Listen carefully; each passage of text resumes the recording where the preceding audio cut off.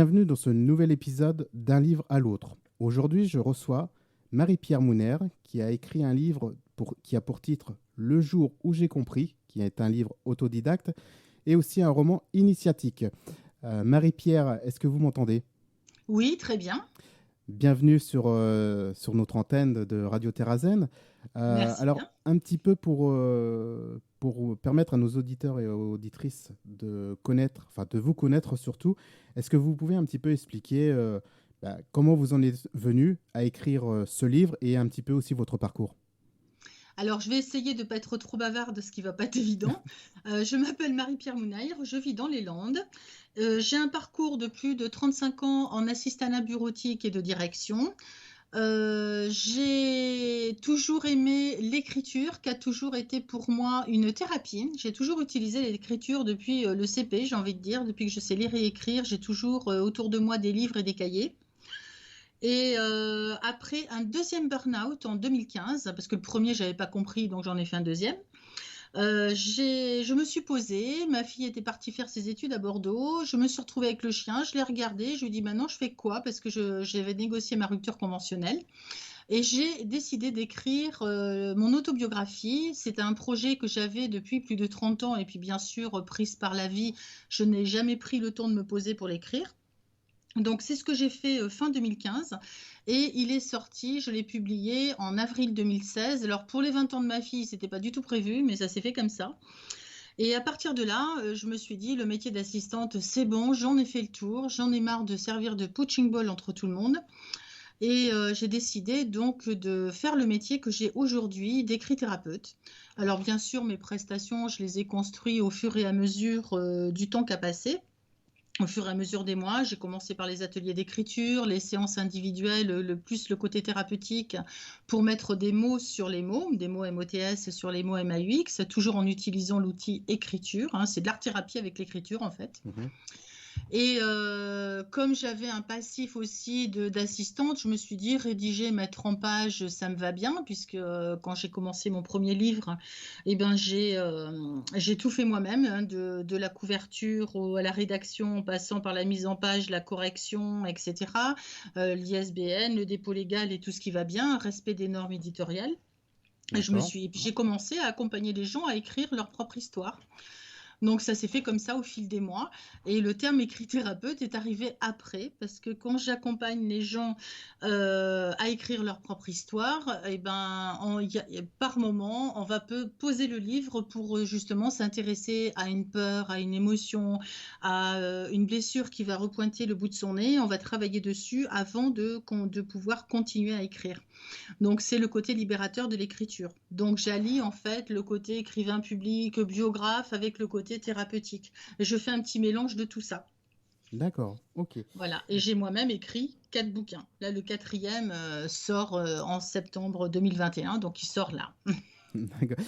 Justement, j'allais vous demander si vous aviez écrit d'autres livres, pardon.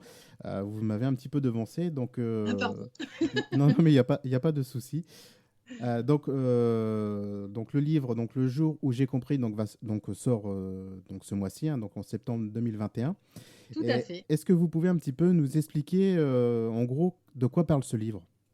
Alors, ce livre traite du burn-out, qui est un fait de société. Et comme je l'ai dit tout à l'heure, le premier, moi, je l'ai écrit après mon deuxième burn-out. Enfin, ça a été une de mes thérapies pendant ce burn-out. Et j'ai décidé de raconter à travers l'histoire d'une quinquagénaire qui n'arrive pas à se lever un matin.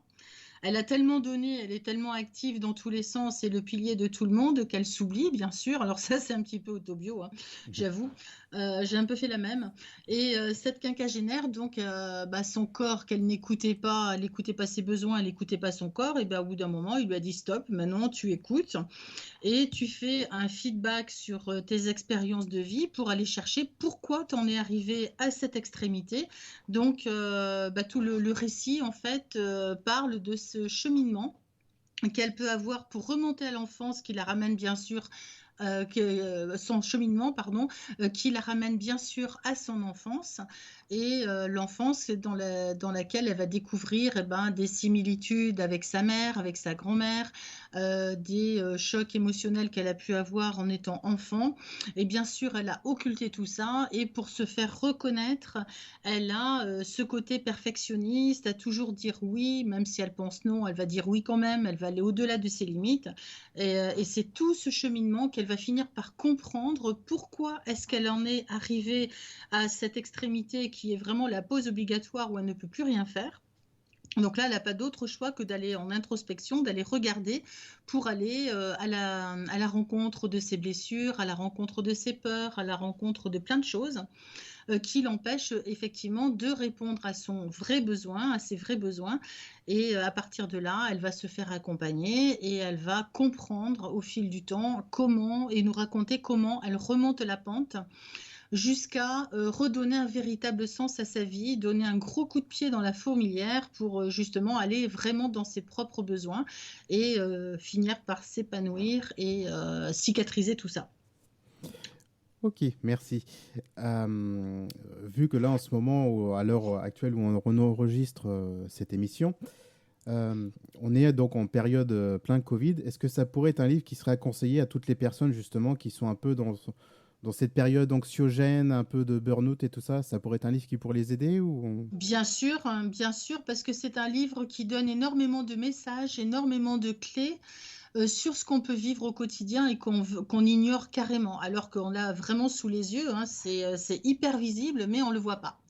Et c'est effectivement à travers l'histoire de Michaela, qui est mon héroïne. Michaela, j'ai envie de dire, c'est un peu moi, c'est un peu vous, c'est un peu nous tous. Parce que tout le monde va se retrouver, on n'est pas obligé d'attendre 50 ans pour vivre ça et aller jusqu'au burn-out justement pour réagir. Il y a plein à travers son histoire, en fait, elle nous donne des clés et des expériences, des situations dans lesquelles vont se retrouver beaucoup de monde, que ce soit homme ou femme, hein. Elle, c'est une femme, mais au niveau des hommes, c'est pareil, hein. Tout à fait. Ouais. Le burn-out n'est pas réservé aux femmes, hein.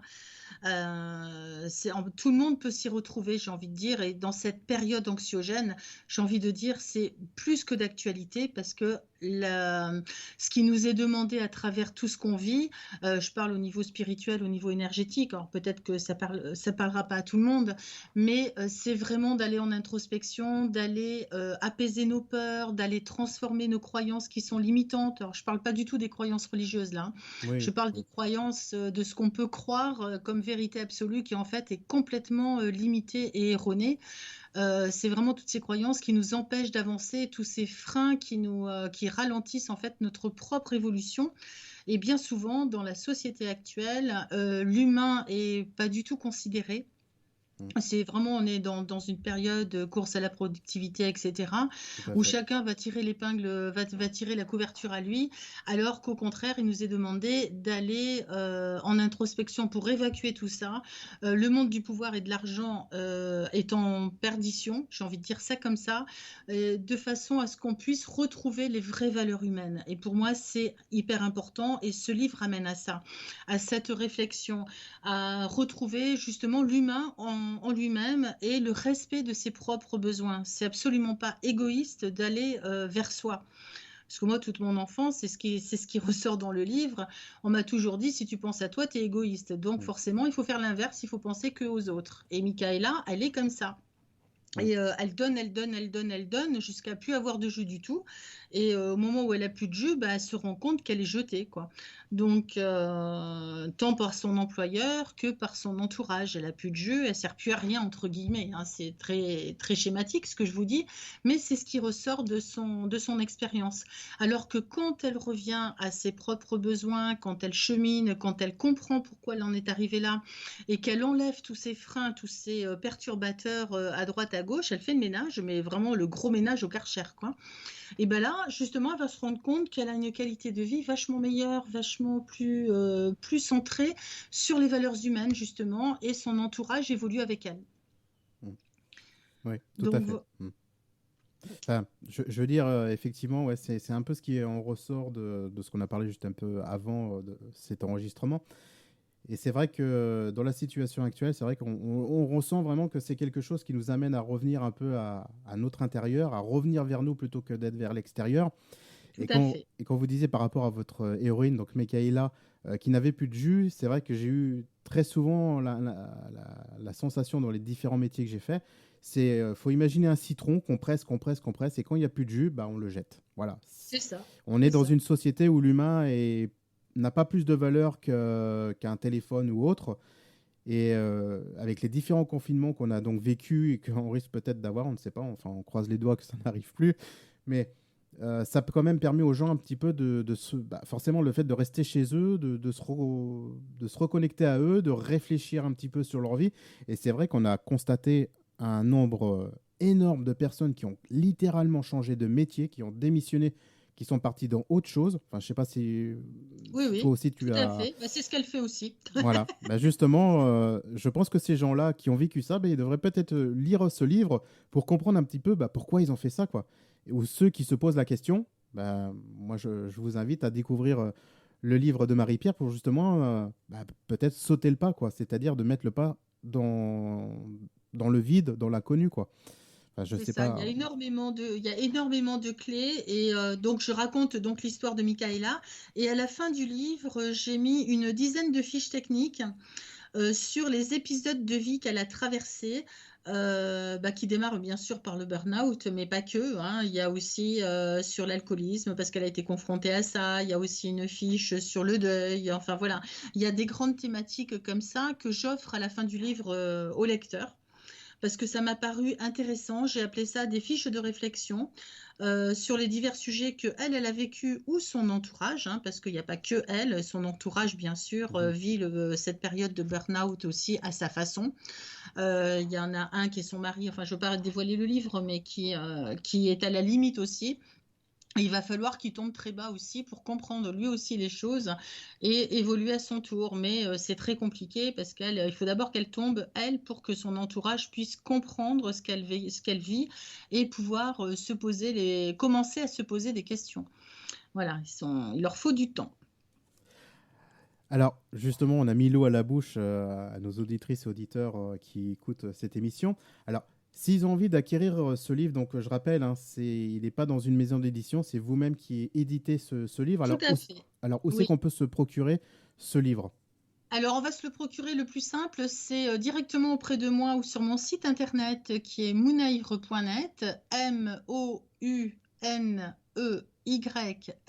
MOUNEYRES.net. D'accord. Et est-ce que sur ce site, donc il y a le format le format papier, est-ce qu'il y a un autre format, un format Oui, il y a le numérique? format numérique aussi. Il y a le format papier et le format numérique. D'accord, ok. Eh ben, je pense que là, on a un petit peu fait le tour des quelques informations. Est-ce que vous avez un mot de fin pour conclure cet enregistrement? Bah, j'ai envie de dire que la période est propice à l'introspection et surtout si tout le monde va dans l'éveil des consciences, et ben peut-être que on va participer à notre petit niveau chacun à la création de notre nouveau monde basé principalement sur les valeurs humaines et non pas sur le pouvoir et l'argent. Eh ben, c'est un très beau mot, voire plusieurs mots de fin. Je te remercie, Marie-Pierre, pour cette émission et pour ce livre. Et puis, bah, Avec plaisir. à très bientôt peut-être pour d'autres livres qui vont suivre celui-ci. Tout à fait. Merci beaucoup à toi de m'avoir invité et de m'avoir permis de parler de Michaela. Eh bien, de rien. Allez, à très bientôt. À très bientôt.